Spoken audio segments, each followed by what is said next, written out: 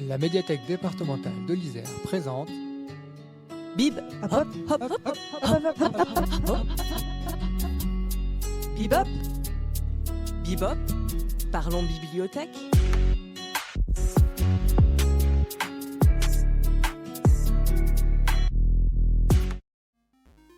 Bienvenue sur votre podcast Bibop, parlons bibliothèque. Dans la première partie de ce podcast, Timothée vous a présenté le service jeux vidéo de la médiathèque départementale de l'Isère.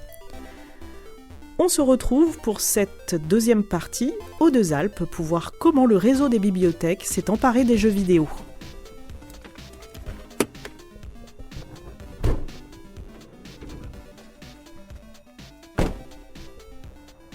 Il fait un peu frais, mais il fait quand même très beau. C'est une belle journée aux Deux-Alpes. Allez, on va monter à la médiathèque.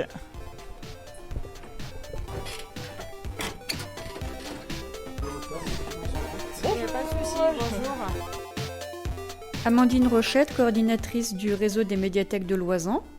Donc c'est un réseau de 11 bibliothèques et maintenant 12 parce qu'on a Villars-Notre-Dame qui a intégré le réseau.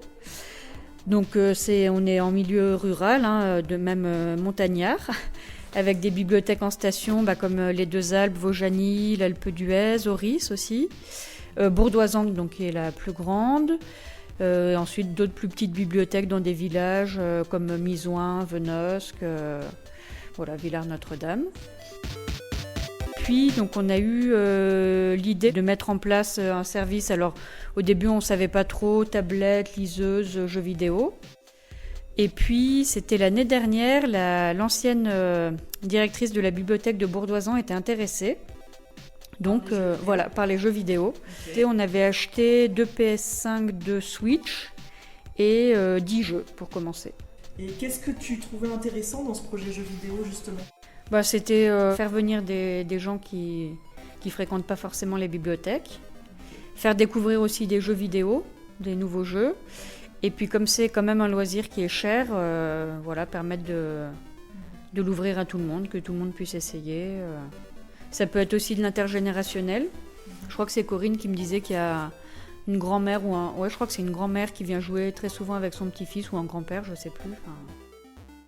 Est-ce que toi-même tu pratiques le jeu vidéo Quand j'étais plus jeune, oui, enfant et ado, beaucoup, mais maintenant, non, plus beaucoup. Okay. Mais si j'ai l'occasion, oui. D'accord. Quel genre de jeu c'était surtout tout ce qui était jeux de plateforme, les Mario, Donkey Kong, qu'est-ce qu'il y avait, Astérix, ce genre de jeu. Okay. Même Mario Kart. Merci beaucoup. Et de rien. Bip bip bip bip, hop hop hop hop hop.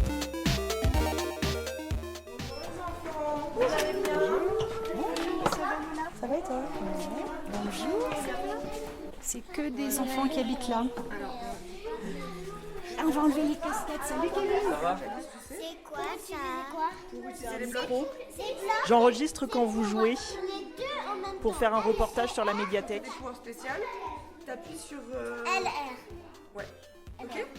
C'est la LR. Ouais, c'est ça. Je connais tout, je l'ai à la On maison. peut reprendre la partie. Oui. Vous êtes prêts ? Oui. On va prendre la partie. On appuie sur A pour avancer.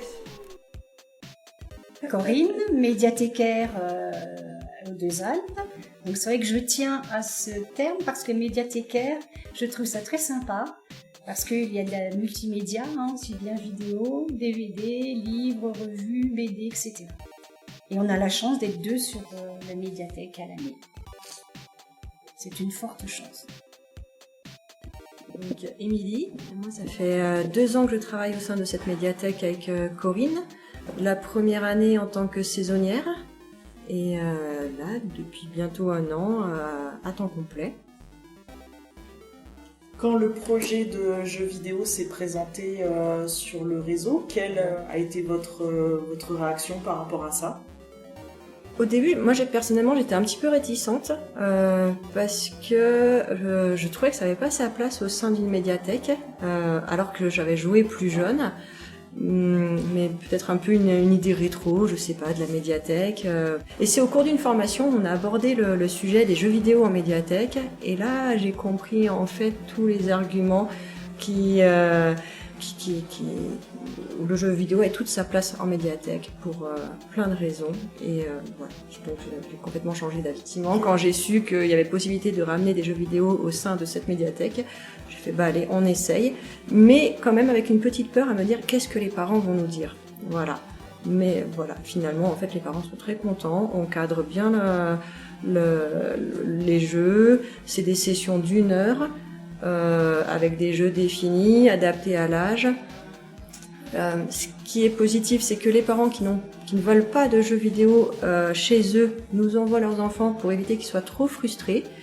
Ils découvrent pendant 1 heure. Après, c'est nous, en tant que médiathécaires, qui disons stop, c'est fini. Ça évite les conflits avec les parents, voilà, à la maison.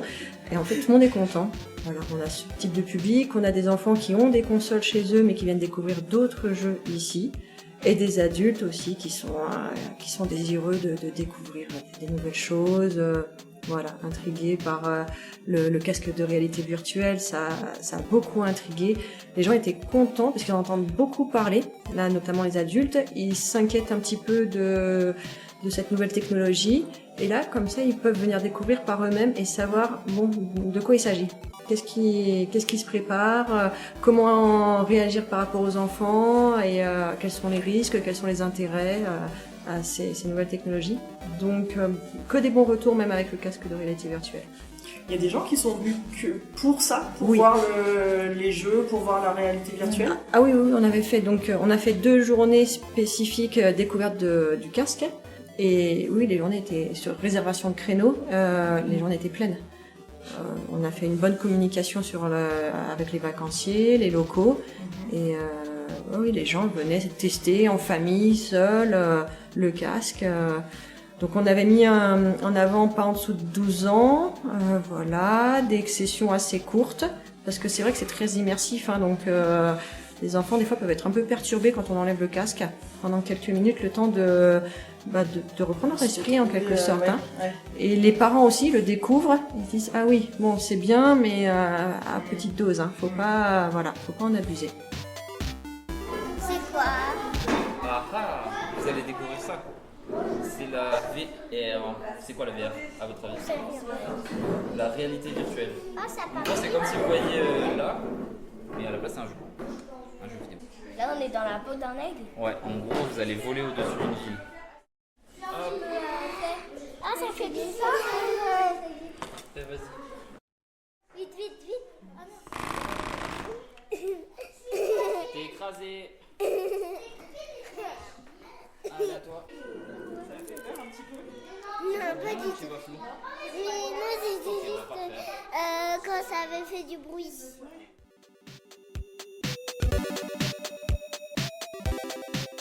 Ça fait combien de temps que vous avez initié un peu ce cycle de jeux vidéo dans la... Un an. Ouais, un an.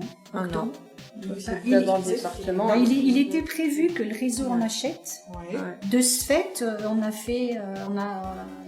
Amandine nous a proposé une formation avec Timothée D'accord. au sein de la médiathèque des Deux Alpes. Donc plusieurs médiathèques se sont déplacées. Et de ce fait, on a réservé le matériel et puis et on a mis ça en place assez rapidement. Hein. Est-ce que vous jouiez déjà à des jeux vidéo, l'une ou l'autre? Pas du tout, Moi, c'était pas jamais. du tout votre univers. Jamais, c'est pas du tout mon univers. Ok. Ça ne m'intéresse pas. Et pourtant, je suis quelqu'un d'extrêmement curieux. Ouais. Mais c'est pas quelque chose qui m'attire. Bon, j'ai une tablette à la maison, je joue sur tablette, mais c'est vraiment des jeux, je dirais, pour mamie. Hein. Je suis désolée, mais je construis des fermes. Hein. Mais je suis pas du tout attirée par les jeux. Par contre, à chaque fois que quelqu'un jouait, j'allais voir. Parce que la configuration, l'histoire, les dessins, c'est fantastique. Ça ne m'a pas attiré pour autant, hein. Ouais. Mais je trouve tu ça reconnais super quelque beau. chose de... Ah ouais, je trouve ça super beau, d'intéressant. bien fait. Après, quand on a fait des jeux avec certains, je participais oralement. Mais sinon, j'ai jamais joué. Hein. J'ai essayé le casque virtuel qui m'a donné des nausées jusqu'au soir. Ok. Mais j'avais déjà essayé lors d'une journée porte ouverte à la médiathèque départementale il y a 4 ou 5 ans. Et j'avais été malade. Ouais. Donc je me suis dit, je vais recommencer pour voir. Pour voir, mais, C'est définitif. Mais par contre, on a eu un sacré succès. Ça a bien plu, les retours ont été plus que positifs. Et alors du coup, là, ça s'arrête, les jeux vidéo? Vous les rendez à la MDI? Non. Qu'est-ce qui se Non. passe? Ça fait plusieurs fois qu'on doit les rendre et à chaque fois on arrive à récupérer ceux du réseau. Ah d'accord. Voilà, vu que Ouais. le réseau s'est équipé, en fait, on arrive à jongler. Des fois on a une semaine ou deux sans jeu, mais non, généralement on a des jeux depuis un an, on continue. C'est vrai que grâce à Timothée, on a quand même pas mal de choix. Et on a de la chance d'avoir un bon conseil parce que justement, on peut se permettre après de nous proposer un éventail large. Bip bip bip bip. Hop hop hop hop hop. Moi je jouais un peu donc petite, j'ai appris à jouer enfant, mais sur les TO7, sur vraiment les premières consoles. Très vite j'ai baigné dans cet univers-là. Et j'ai arrêté à 14 ans à peu près. Je suis passée à autre chose. Je jouais aussi avec mon père qui était... on s'amusait avec le petit jeu qui s'appelle Worms où il faut en équipe de vers de terre, il faut se détruire à coups de bazooka et de moutons explosifs. Oui, on a beaucoup joué avec mon père avec Worms et aujourd'hui mon fils joue avec mon père à Worms. Oui, je trouve ça bien. Ouais. J'ai été très surprise et agréablement surprise parce que on a eu affaire à des familles entières. Ils sont venus, tu sais, les jeux là, ping-pong, non pas ping-pong, tennis ou je ne sais plus là. Et c'était joyeux, ils étaient au moins 6 ou 7. Ils ont joué en famille. Et ils ont ri, ils ont donné... c'est vrai qu'on a la chance d'avoir un coin excentré, qui gêne pas la lecture. Et j'ai trouvé ça super sympa. Nous, on était à l'accueil, on rigolait rien que de les entendre rire. Ouais. Et j'ai trouvé ça... Tu vois, je m'attendais pas à ça. Vraiment, moi j'ai été surprise par ce retour.